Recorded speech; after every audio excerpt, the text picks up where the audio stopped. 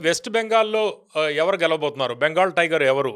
ఇప్పుడు ప్రధానంగా అక్కడ అధికార టీఎంసీ, బీజేపీ, కాంగ్రెస్, సీపీఎం ఉన్నాయి. అయితే ప్రధానంగా బిట్వీన్ టీఎంసీ వర్సెస్ బీజేపీ అక్కడ పోటీ ఉంది. ఈ బెంగాల్‌కి సంబంధించి కూడా మీ టీము కొంత అక్కడ బెంగాల్‌లో వర్క్ చేస్తున్నారు. ఎలా అనిపిస్తుంది? బెంగాల్‌లో పరిస్థితి ఏంటి? బెంగాల్ ఎలక్షన్ యాక్చువల్‌గా if you look at it on ground లో టీఎంసీకి చాలా ఎడ్జ్ ఉన్నట్టు కనపడింది ఇనీషియల్‌గా. హ్మ్. అంటే ఇట్స్ ఆల్మోస్ట్ కేక్ వాక్ లాగా కనపడింది. కానీ బీజేపీ స్లోగా ఇన్‌రూట్స్ వచ్చినట్టు కనపడుతుంది. హ్మ్. ఎందుకంటే మీరు చూస్తే బెంగాల్ ఎలక్షన్‌లో చాలా నెరేటివ్స్ వచ్చాయండి. లాస్ట్ 1, 2 మంత్స్‌లో చూసినట్టయితే. ద ఫస్ట్ నెరేటివ్ ఏంటంటే అక్కడ ఫిష్ మీద తీసుకొచ్చారు. హ్మ్. అక్కడ అక్కడేంటంటే ఒకవేళ బీజేపీ గాన రూలింగ్‌లోకొస్తే హ్మ్. ఫిష్ బ్యాన్ చేస్తది. ఎందుకంటే BJP is a vegetarian party హ్మ్. అని ఒక ఎలక్షన్ నెరేటివ్‌ని తీసుకొచ్చారు అవును. టీఎంసీ. అది ఎంత ఇంపాక్ట్ అయిందంటే చివరికి బీజేపీ లీడర్స్ ఫిషెస్ పట్టుకొని ఎలక్షన్ క్యాంపెయిన్స్‌కి ఎళ్ళాల్సొచ్చింది. అంత క్రియేట్ అయింది. హ్మ్. అంటే ఇప్పుడు ఎలక్షన్స్ ఆల్ అబౌట్ నెరేటివ్స్. ఆ ఎలక్షన్ నెరేటివ్‌లో ఏ పర్టిక్యులర్ పాయింట్‌ని పట్టుకొని ప్రజల్లోకెళ్తారో, ప్రజలు దాని మీద ఇంపాక్ట్ క్రియేట్ అవుతారో, దాన్ని బట్టి ఎలక్షన్ రిజల్ట్ ఉంటది. అయితే మీరు ఒక్కసారి బీజేపీ చూస్తే అక్కడ వెరీ కాంప్లెక్స్ స్టేట్ సార్. ఇప్పుడు మనం 20 ఇయర్స్, 30 ఇయర్స్ అక్కడ 25 ఇయర్స్ ప్లస్ కమ్యూనిస్ట్ రూల్ చేశారు. అవును. మళ్ళీ ఇప్పుడు 20 ఇయర్స్ తర్వాత మమతా బెనర్జీ గారు టీఎంసీ పార్టీని ఎస్టాబ్లిష్ హ్మ్. చేసినాక 90స్ నుంచి she is become very strong leader. మరి అసలు బీజేపీకి అసలు బెంగాల్‌లో మరి ఎందుకు ఓట్లు లేవు, సీట్లు లేవు అంటే ఒక్కసారి హిస్టరీ చూస్తే అసలు బీజేపీ పార్టీ సంస్థాగతంగా అంటే ఎవరైతే వ్యవస్థాపకులు ఉన్నారో డాక్టర్ శ్యామాప్రసాద్ బెనర్జీ గారు, ముఖర్జీ గారు ఆయన ఎవరు? బెంగాలీ. సో, హ్మ్. ఆయన బెంగాల్‌లో ఆ పార్టీని జనసంఘ్‌ని ఎందుకు స్టార్ట్ చేశారంటే, అక్కడ అప్పట్లో పార్టిషన్‌కి ముందు హిందువుల్ని కాపాడటం కోసం అంటే అక్కడ జరిగినటువంటి వాళ్ళ మీద ఏదైతే వివక్ష జరిగిందో హ్మ్. వాటన్నిటి మీద ఆయన స్థాపించాడు. స్థాపించినాక పాపం ఆయనకి అక్కడ డివిజన్ అయినంక హి did not get a much traction. అక్కడ కాంగ్రెసే రూల్ చేసింది. కంటిన్యూయస్‌గా ఒక 30, 35 years Congress was in rule. అయితే బీజేపీ కూడా ఈ లాస్ట్ 20 ఇయర్స్‌లో 2, 3 ఎలక్షన్స్ చూసినట్టయితే ప్రతి ఎలక్షన్‌లో వాళ్ళు they have got a significant gain. అవును. అది ఎలా జరుగుతుంది అంటే ఒక ఒక విధంగా చెప్పాలంటే కాంగ్రెస్ ఓట్ బ్యాంక్ ఏదైతే ఉందో అది మొత్తం గూడా ఒకప్పుడు, ఒకప్పుడు కాంగ్రెస్ ఓట్ బ్యాంక్ మొత్తం గూడా కమ్యూనిస్టులు తీసుకున్నారు. అవును. దాని తర్వాత ఇప్పుడు తృణమూల్ కాంగ్రెస్ టీఎంసీ మమతా బెనర్జీ గారు గూడా ఎట్లొచ్చారండి? కాంగ్రెస్ కాంగ్రెస్ నుంచి. లీడరే గదా! మీకు తెలుసు అవును. గదా! అందరికి తెలిసిన స్టోరీ గదా! అవును. సో, ఆమెది కొంతవరకు ఆమె చీల్చుకుంది. బీజేపీ ఏం చేస్తుందంటే, మమతా బెనర్జీని ఒకవేళ ఓడించాలి అంటే, కాంగ్రెస్ వల్ల కాదు, కమ్యూనిస్టుల వల్ల కాదు. సో, ఓన్లీ మాతోనే అవుతది అనేటువంటి ఒక ఆల్టర్‌నేట్. ఆల్టర్‌నేటివ్ పార్టీ మేమే అని ఎస్టాబ్లిష్ చేసుకోగలిగారు. హ్మ్. అందుకనే మనము 2019లో జరిగినటువంటి లోక్‌సభ ఎలక్షన్‌లో చూస్తే, బీజేపీకి సిగ్నిఫికెంట్ గెయిన్స్ వచ్చినాయి అక్కడ. మీరు ఆ పార్లమెంట్ ఎలక్షన్‌లో చూస్తే, హ్మ్. అక్కడ ఏమైందంటే, లెఫ్ట్ ఓట్ బ్యాంక్ మొత్తం కూడా బీజేపీకి షిఫ్ట్ అయింది.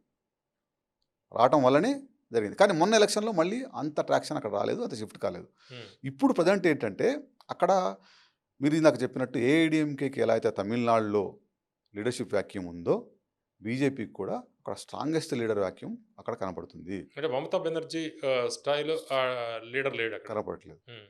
సో, అది అది ఆ ప్రాబ్లమ్ ఉంది. బీజేపీకి అయితే మనము కొంతమంది బీజేపీ నాయకులతో మాట్లాడితే వాళ్ళేం చెప్తారంటే గూడా, మనకి ఏ రాష్ట్రంలో గూడా మేము will not go with the single ఫేస్‌తో వెళ్ళము. మోడీ, అమిత్ షా వీళ్ళే అనే దాంతో చూపిస్తారు. వెళ్తామని అంటారు. అంటే హ్మ్. కొన్ని ఇప్పుడు మన తెలంగాణలో కూడా సేమ్ ప్రాబ్లమ్ కదా సార్. హ్మ్. Telangana also they have a leadership vacuum.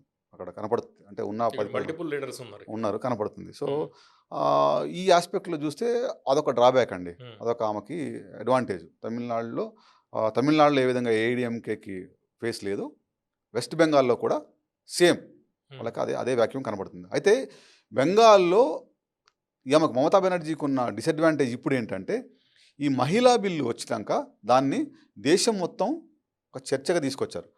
మీరు అవునన్నా, కాదన్నా హ్మ్. బెంగాల్‌లో women will play a very key role అండి. అవును.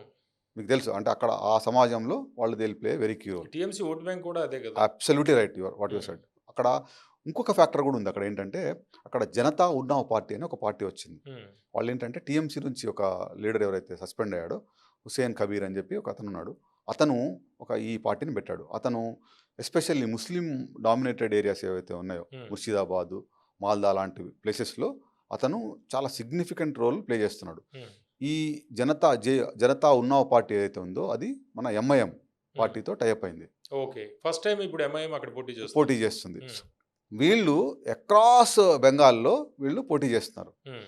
సో మీరు అవునన్నా కాదన్నా టీఎంసీకి మైనారిటీ ఓట్ బ్యాంక్ వద్ద వెరీ వెరీ స్ట్రాంగెస్ట్ హోల్డ్ వాళ్ళకి. హ్మ్. అంటే వాళ్ళకి మైనారిటీ ఓట్లు కొన్ని చోట్ల 30-35% ఓట్లు ఉన్నాయండి.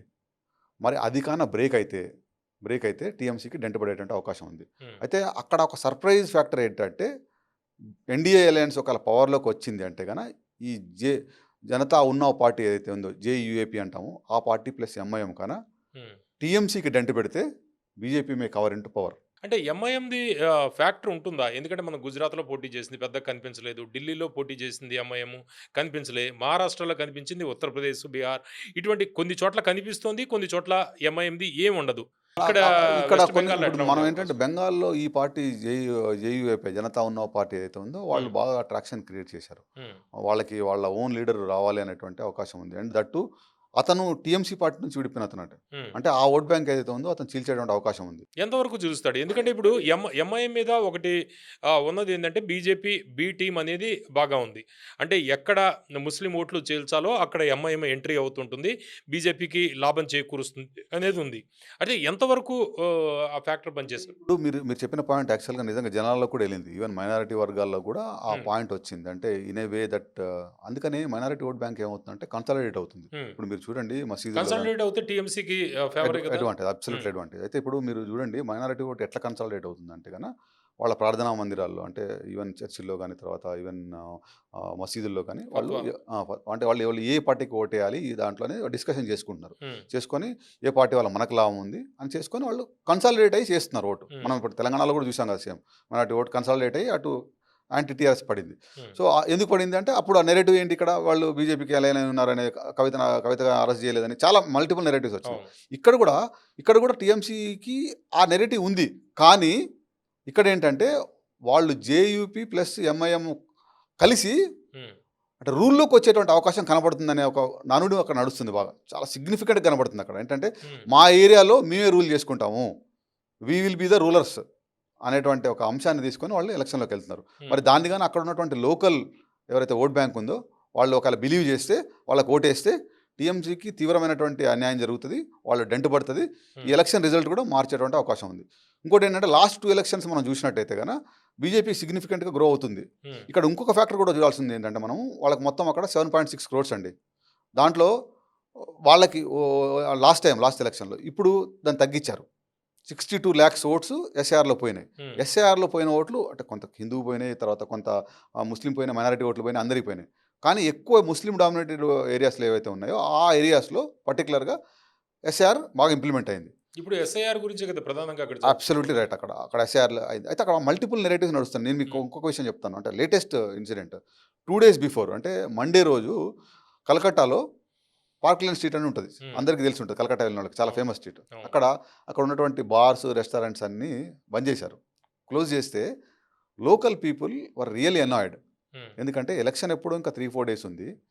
ఈ రెస్టారెంట్లు, బార్‌లన్నీ బంద్ చేస్తే ఎకనామిక్ ఇంపాక్ట్ ఉంటది అని చెప్పి వాళ్ళు తీవ్రమైనటువంటి నిరసన తీసుకొచ్చారు. హ్మ్. తర్వాత ఈసారి ఎలక్షన్‌లో ఇంకొక ఇంపార్టెంట్ యాస్పెక్ట్ ఎన్‌డీఏ ప్రభుత్వం తీసుకొచ్చింది. ఏంటంటే ఎలక్షన్ కమిషన్ ద్వారా అక్కడ కొంతవరకు కొన్ని ఏరియాస్‌లో రిగ్గింగ్ జరుగుతుంది. మనం ఓపెన్‌గా వాళ్ళు డామినేటెడ్ ఏరియాలో వాళ్ళు సెక్యూరిటీని కూడా అలౌ చేయకుండా రిగ్గింగ్ చేస్తున్నారు. లాస్ట్ హ్మ్. ఎలక్షన్‌లో కూడా చూసాం. గొడవలు అవుతాయి చాలా. చాలా సెన్సిటివ్ ఏరియాస్ ఉన్నాయి.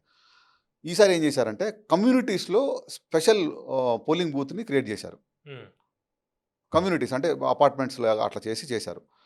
ఓటింగ్ బూతులను కూడా అంతకు ముందున్న బూతింగ్ల కంటే ఆల్మోస్ట్ 15% ఓటింగ్ బూత్‌ని పెంచారు. పోలింగ్ బూత్‌లు పెంచారు.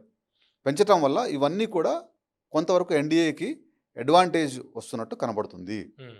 సో, ఈ ఎలక్షన్‌లో మనము ఒకటి మహిళా బిల్లు చర్చ, వుమెన్ ఓటర్‌ది, జేయూపీ జనతా ఉన్నావ్ పార్టీ ఎంఐఎం అలయన్స్, తర్వాత అక్కడ లోకల్ అక్కడ హ్మ్. హిందూ పోలరైజేషన్ కూడా కొంతవరకు జరుగుతుంది. తర్వాత ఇంకొక అంశం ఏంటంటే left parties hmm. If this is the అంటే best opportunity for them to dethrone Mamata Banerjee. Hmm. ఇప్పుడు తప్పిస్తే ఇంకా మమతా బెనర్జీని మళ్ళీ చేయలేము ఇదే ఆపర్చునిటీ అని లెఫ్ట్ ఓట్ బ్యాంక్ కూడా స్లోగా బీజేపీకి షిఫ్ట్ అయితే హ్మ్. అప్పుడు అక్కడ మమతా బెనర్జీ ఓడిపోయేటువంటి అవకాశం కనబడుతుంది. అంటే ఇప్పుడు ఈ బెంగాల్ ఎలక్షన్స్‌లో గెలిస్తే బీజేపీ గెలిస్తే వెస్ట్‌లో ఎంట్రీ వాళ్ళకి దొరుకుతుంది. మమతా బెనర్జీ మళ్ళీ గెలిస్తే మీకు నేషనల్ టాప్ లీడర్‌గా ఆమె ఎమర్జ్ అయ్యే అవకాశం అంటే కనిపిస్తుంది. ఇప్పుడు టీఎంసీని అవునన్నా కాదన్నా మన ఇండియాలో second largest opposition party Congress అవును. తర్వాత. సో మెయిన్ వాళ్ళు అపోజిషన్ లీడర్ అయిపోతుంది అప్పుడు. అయిపోతది. హ్మ్. డెఫినిట్‌గా అవుతది. అండ్ తను మళ్ళీ నెక్స్ట్ ఎలక్షన్‌లో ఇండియా కూటమా లేకపోతే సెపరేట్ మళ్ళీ సౌత్‌తో పార్టీలు కలిపి పెట్టడమా హ్మ్. She will play vital role. అప్పుడు రాజకీయం వేరే ఉంటుంది మళ్ళీ ఆమె గెలిస్తే. డెఫినిట్‌గా ఉంటది. అందుకనే ఇప్పుడు బీజేపీ గెలిచినా రాజకీయం వేరే ఉంటుంది. ఇప్పుడు బెంగాల్ ఎలక్షన్ బీజేపీకి చాలా కీలకం అండి. హ్మ్. అందుకనే వాళ్ళు ఈ పర్టిక్యులర్ అంశాన్ని తీసుకొచ్చారు. ఏది హ్మ్. మహిళా బిల్లుని తీసుకొచ్చింది ఎందుకనుకున్నారు? సో, ఈ ఎలక్షన్‌లో డెఫినిట్‌గా అడ్వాంటేజ్ కావాలనే. ఇప్పుడు మహిళా బిల్లు ప్లస్ డీలిమిటేషను ఫెయిల్ అవుతదని అందరికీ తెలుసు. హ్మ్. అంటే కొంచెం పొలిటికల్ నాలెడ్జ్ ఉన్నోడు ఎవరికైనా అర్థమైతది గదా! ప్రజలకు అవును. కూడా అర్థమవుతుంది గదా! ఇప్పుడు. సో, అండ్ ఫెయిల్ కావాలని అనుకున్నారు. అయింది. దానివల్ల డెఫినిట్‌గా అడ్వాంటేజ్ వచ్చింది. అయితే మోడీ గారు కూడా చెప్పారు గదా! ఫెయిల్ అవుతే మాకు ఇంకా లాభం అని. అంతే కదా! ఇప్పుడు హ్మ్. అక్కడ ఎండగట్టారు కదా!